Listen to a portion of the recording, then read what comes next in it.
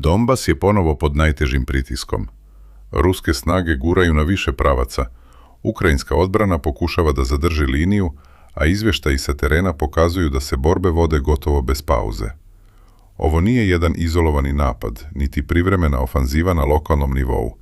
Riječ je o širokom, koordinisanom i konstantnom pritisku duž 100 kilometara linije fronta. Od Pokrovska, preko Časiv Jara i Torecka, pa sve do pravaca prema Kramatorsku, Siversku i Limanu, širi sektor Donjecke oblasti ponovo je postao epicentar sukoba koji ne jenjava.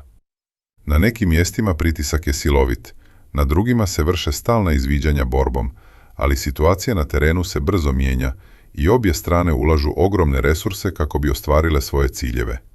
Kada se u vojnim analizama kaže da Rusija melje liniju fronta, to ne znači nužno brze, spektakularne proboje oklopnih kolona kakve smo viđali na početku sukoba. Značenje ove fraze leži u surovoj taktici iscrpljivanja. Ruska vojska koristi strategiju konstantnog pritiska, gdje se napadi ne zaustavljaju danima. Artiljerija neprekidno tuče iste ukrajinske položaje, pretvarajući rovove i utvrđenja u prah. Izviđački i FPV dronovi u rojevima kruže iznad glava branilaca, tražeći bilo kakav pokret, vozilo ili logističku liniju. Na sve to, masovna upotreba teških kliznih bombi doslovno razara i najčvršće betonske bunkere. Tek kada se procijeni da je odbrana na nekoj tački omekšala ili pretrpjela teške gubitke, kreće pješadija. Ovi napadi se često izvode u manjim grupama koje pokušavaju da se uvuku u ruševine ili šumske pojaseve. Ako prva grupa ne uspije, šalje se sljedeća, držeći ukrajinske vojnike pod stalnim stresom i bez sekunde predaha za san ili reorganizaciju. U ovakvom ratu front se ponekad ne pomjera kilometrima, ponekad se pomjeri samo nekoliko stotina metara, ali cijena tih nekoliko stotina metara može biti ogromna za obje strane. Donbas je i dalje ključan prostor ovog rata. To nije samo obična teritorija, već industrijski, komunikacioni i vojno-strateški bastion sa duboko utvrđenim linijama koje su građene godinama. Ko kontroliše puteve, uzvišenja i gradove u Donbasu, kontroliše mogućnost daljeg napredovanja ili uspješne odbrane prema zapadu Donjecke oblasti. Pogledajmo pravce koji se najčešće spominju u zvaničnim izvještajima. Pokrovsk se izdvaja kao vitalni logistički i komunikacioni čvor. Gubitak ili prekid saobraćaja kroz ovaj grad ozbiljno bi ugrozio snabdijevanje cijelog sektora. Časiv Jar je s druge strane ključna tačka na uzvišenom terenu. On funkcioniše kao prirodna tvrđava koja dominira okolinom, a kontrola nad njim otvara ili zatvara puteve prema većim gradovima.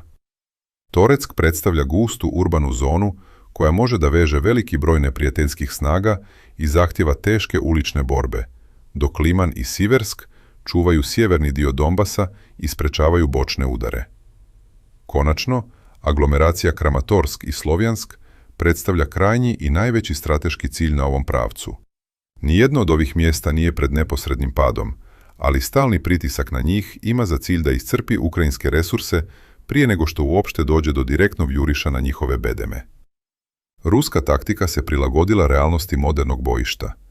Veliki napadi sa stotinama tenkova danas su gotovo nemogući, jer ih dronovi i sateliti uoče kilometrima unazad. Zato se primjenjuje sistematski fazni pristup. Sve počinje izviđačkim bespilotnim letjelicama koje mapiraju teren do najsitnijeg detalja. Zatim nastupa artiljerija u kombinaciji sa teškim kliznim bombama koje se lansiraju sa bezbirne udaljenosti van dometa većine ukrajinskih PVO sistema srednjeg dometa. Ove bombe nanose ogromnu štetu i psihološki slamaju odbranu. Nakon toga u akciju stupaju FPV dronovi kamikaze i Lancet dronovi koji love preostalu tehniku i utvrđene tačke. Tek tada kreće pješadija.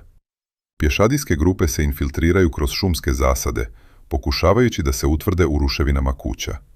Istovremeno, vrši se pritisak na bokove kako bi se ugrozila logistika i stvorila opasnost od odsjecanja. Oklopna vozila i tenkovi koriste se oprezno, uglavnom kao vatrena podrška sa distance ili za brzi prebacaj trupa kada se pojavi čista prilika.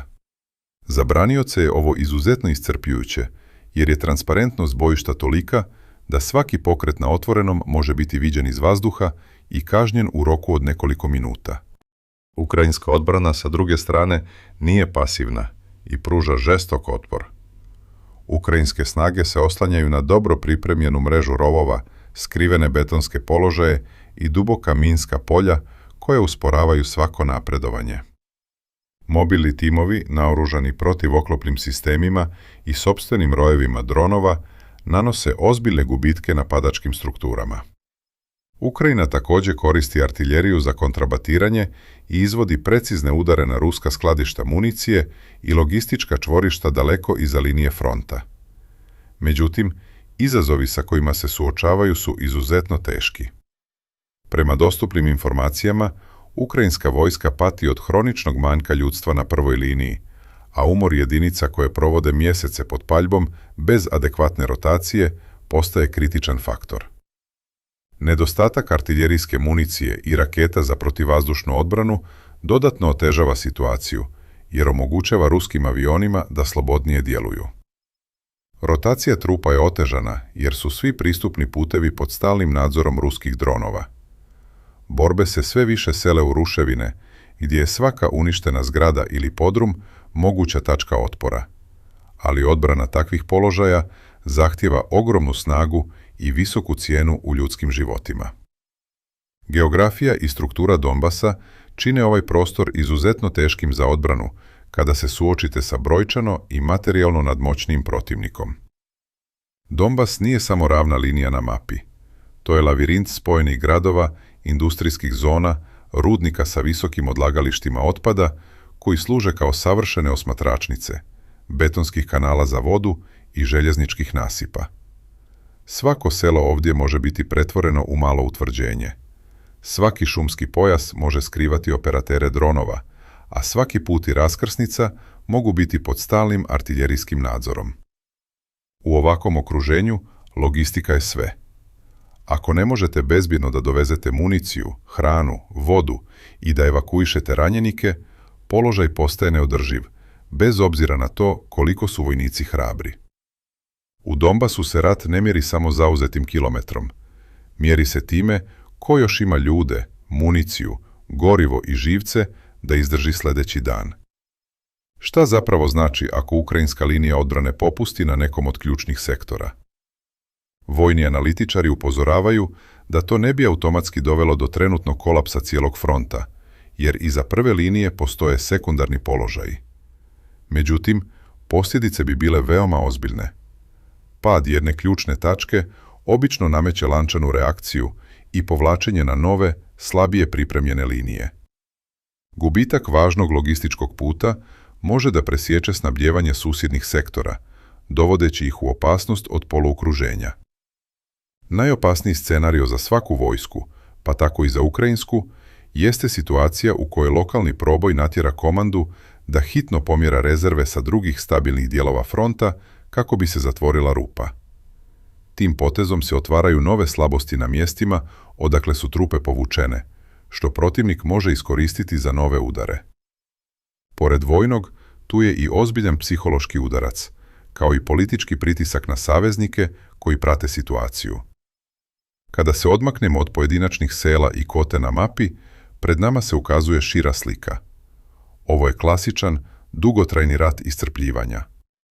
Ruska strategija se zasniva na pretpostavci da ima veću bazu ljudstva, veće zalihe artiljerije, bržu vojnu proizvodnju i na kraju krajeva više vremena. Cilj Moskve je da slomi volju za otporom, kako na terenu, tako i kod zapadnih partnera Kijeva.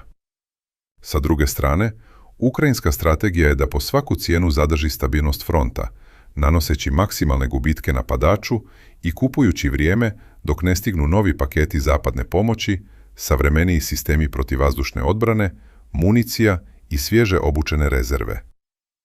Zapad se suočava sa pitanjem koliko dugo Ukrajina može efikasno držati liniju ako ruski pritisak ne prestane, dok Moskva testira političku i ekonomsku izdržljivost Zapada u pružanju dugoročne podrške. Naredni dani i sedmice mogu biti od presudnog značaja.